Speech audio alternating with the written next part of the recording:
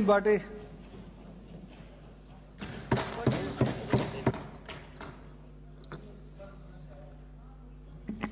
बहुत बहुत धन्यवाद सभापति महोदय। अभी युवाओं की बात चल रही थी, खेलों की बात चल रही थी। राजस्थान जो भौगोलिक रूप से सबसे बड़ा राज्य है,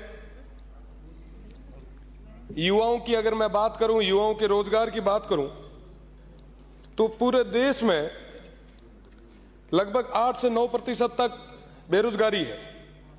वहीं हमारे राजस्थान में वो बेरोजगारी दर 27% है। सबसे ज्यादा अगर कहीं बेरोजगार आज के समय में कहीं है तो वो हमारे राजस्थान में। थोड़े समय पहले मेरे साथी विधायक साहब कह रहे थे कि साहब जो युवा है नशे की ओर जा रहे हैं, नशा कर रहे हैं, चिट्टा फैल रहा है, इसमें का पता नहीं क्या क्या नशों के नाम ले रहे थे। साहब उनको रोजगार तो दो। सुबह हम लोग यहां पे 9 बजे आके बैठते हैं, रात को 9 बजे तक निकलते हैं। साहब नशा तो दूर, खाने का ही पता नहीं चलता। आप अगर उनको रोजगार दोगे तो कोई नशा नहीं करेगा। और रोजगार देने के लिए हमने क्या पॉलिसी बना रखी है? कोई यूथ पॉलिसी है क्या? आपने अभी कहा कि साहब हम 4 लाख युवाओं को रोजगार देंगे। मैं स्वागत करता हूं, मैं टेबल बजा के आपके इस फैसला का स्वागत करता हूं। पर 4 लाख युवाओं को रोजगार दोगे कैसे? वर्गीकरण किया आपने? आज के समय में हमारे यहां पे 2.5 करोड़ 2.5 करोड़ के आसपास 18 साल से कम युवा है। 88 लाख तो पहले से ही बैठे हैं और आने वाले 5 साल में 70 लाख की एक भीड़ और तैयार हो जाएगी। 1.5 करोड़ जो बेरोजगार होंगे, उन 1.5 करोड़ में 4 लाख नौकरी। क्या ये ठीक है? कया करे कि साहब ऊंट रे मांड में जीरे वाली स्थिति हो जाए। हमें नए संसाधन डेवलप करने पड़ेंगे हर क्षेत्र में। उसके लिए हमें सभी को मिलकर काम करना पड़ेगा। मेरा निवेदन कि यूथ पॉलिसी बनाई जाए। यूथ पॉलिसी पे हम सब मिलकर काम करते हैं। और मैं तो प्रदेश की सरकार से, हमारे खेल मंत्री जी से, युवा मंत्री जी से मैं निवेदन करना चाहूंगा कि अगर यूथ पॉलिसी में अगर कोई समस्या आ रही है, मैं यहां पे पूरी जिम्मेदारी के साथ कह सकता हूं, आप ये जिम्मेदारी हम पे छोड़ें। आने वाले 7 दिन में यूथ पॉलिसी बना के आपके सामने रखेंगे, इस सदन के सामने रखेंगे, ये विश्वास के साथ कह रहा हूं। साहब अभी खेलों की बात हो रही थी। आज से ठीक 3 दिन बाद पेरिस में ओलंपिक गेम हो रहे हैं। हमारे पूरे दुनिया भर से 10,500 खिलाड़ी उस ओलंपिक में भाग लेंगे। सब देश के 117 खिलाड़ी वहां पर भारत का प्रतिनिधित्व करेंगे। उन 117 में से हमारे राजस्थान के कितने हैं? राजस्थान के हैं मात्र 2 लोग।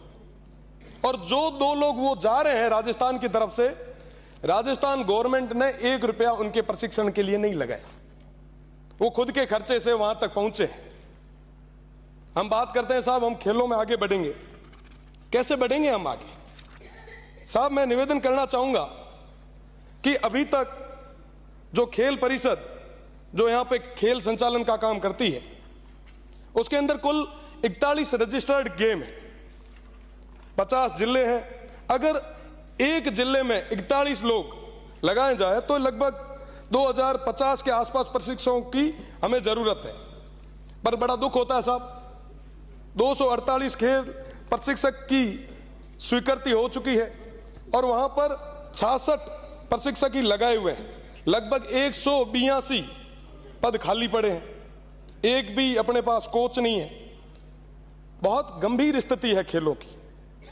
मैं निवेदन करना चाहूंगा हमारे रजत विजेता कर्नल राज्यवर्धन सिंह जी साहब से, जो कि खेल मंत्री है।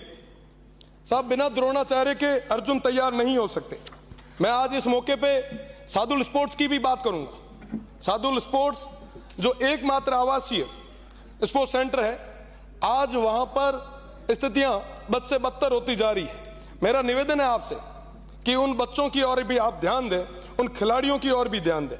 पिछले 16 साल से उन खिलाड़ियों को भोजन भत्ते के रूप में 1 रुपया भी इजाफा नहीं किया गया है। 16 साल में महंगाई तो बढ़ गई, पर आज भी उनका भोजन भत्ता वो वैसा का वैसा है। आप देखेंगे कि साहब 50 डिग्री टेम्परेचर में भी वो खिलाड़ी, वो हमारे छोटे भाई जो आने वाले समय में राजस्थान का, भारत का नाम रोशन करेंगे, वो एक पंखे के नीचे बैठे हैं। हम तो बड़े बड़े एशियों में बैठे हैं साहब, पर उन खिलाड़ियों की बात कौन करेगा? वो बीकानेर जिला है। खेल मंत्री जी, वो आपका खुद का जिला है। मेरा निवेदन रहेगा कि उस सादुल स्पोर्ट्स की तरफ आप विशेष ध्यान दें। साथ ही साथ मेरा निवेदन कि तमाम युवाओं के रोजगार के लिए आप नए संसाधन लाएं। मुझे समय दिया, इसलिए मैं सभापति महोदय आपका बहुत बहुत धन्यवाद ज्ञापित करूंगा। बहुत बहुत धन्यवाद।